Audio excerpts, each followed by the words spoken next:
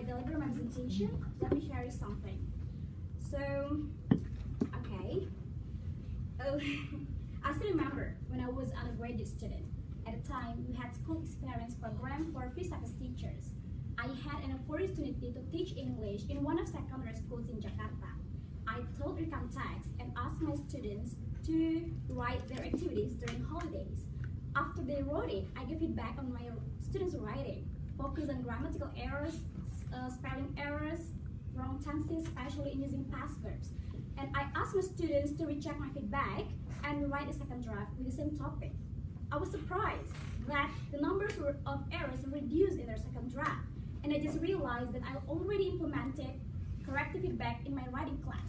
So that's why today I'm going to present my topic, which is reflecting on my experience about direct and indirect corrective feedback as an effective strategy to improve students' writing skills in Indonesian secondary schools.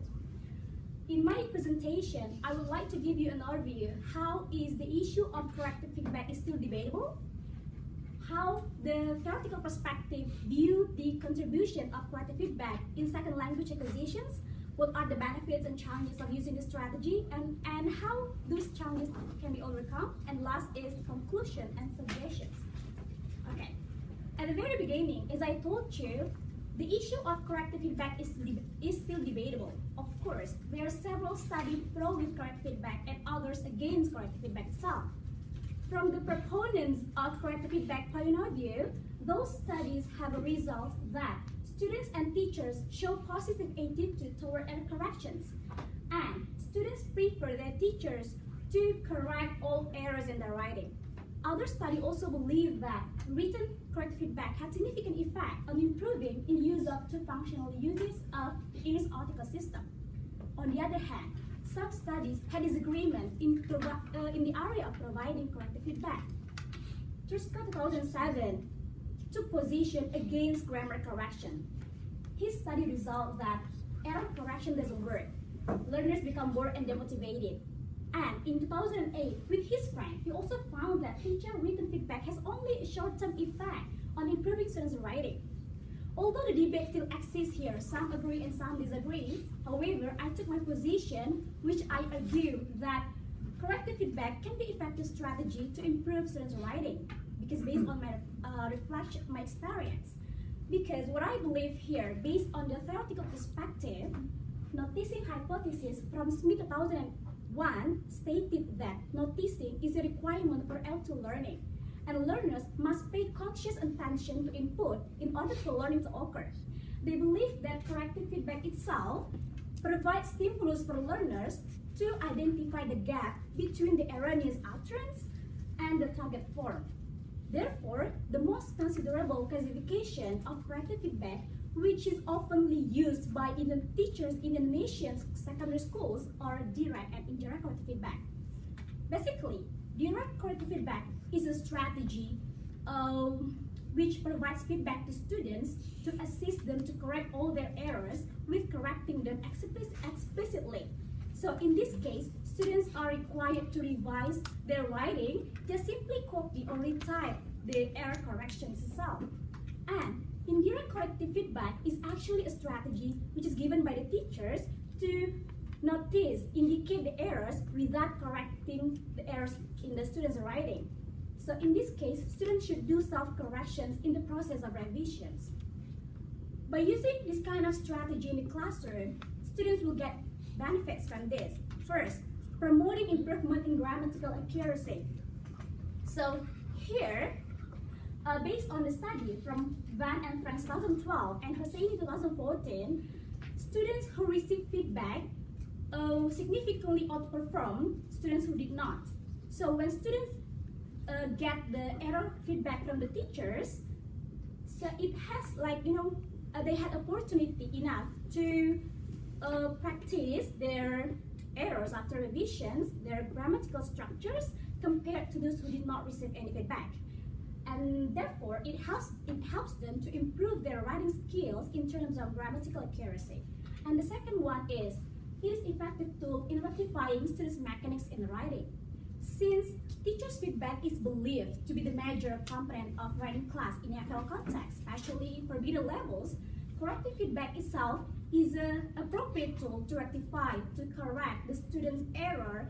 So that's why students become more aware of errors they made in their writing.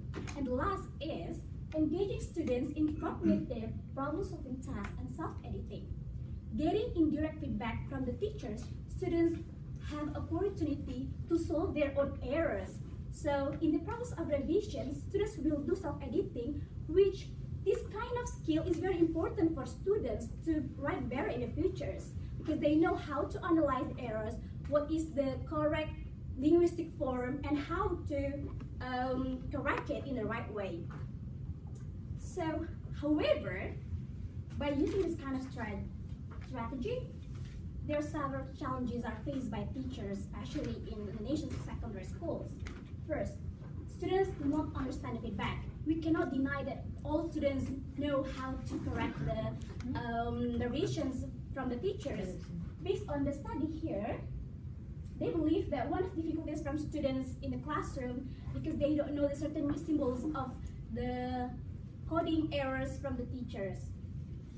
In this case, teachers can use directive corrective feedback at the first revision to scaffold the student first, to let them know that you are wrong here and how to correct it. And the second one is time-consuming in giving corrective feedback. So based on the study here, one of the difficulties from teachers in providing the feedback is that it may take a long time for teachers to correct all the students' errors, especially if one classroom has a lot of number of students. So in this case, teacher might use indirect corrective feedback, which is not really need the detailed corrections from the teachers to the students. And we come to the conclusion now, which basically, in order to modify the students' production towards greater accuracy, comprehensibility, and the appropriateness, using this kind of strategy, which is direct and indirect corrective feedback, helps students to reduce errors and improve self-awareness in errors students, so that students become more aware about the errors that they made in their writing. And the last is engage them in self-editing, because when the teachers is giving indirect feedback, the students need more times to revision to improve their self-editing, which this kind of skill is very important for students to improve their writing in the futures. In my presentation, I would like to suggest for the teachers, first, teachers should use both types of feedback. For the first time, especially for beginner level of students, they might use the direct feedback first, which correct all students' error, so that students know the errors they made. And the second times, teachers can use indirect feedback, which because students already know about the errors they made, and this time for the students in the classroom to do self-corrections or self-editing, which is very important for them in the futures.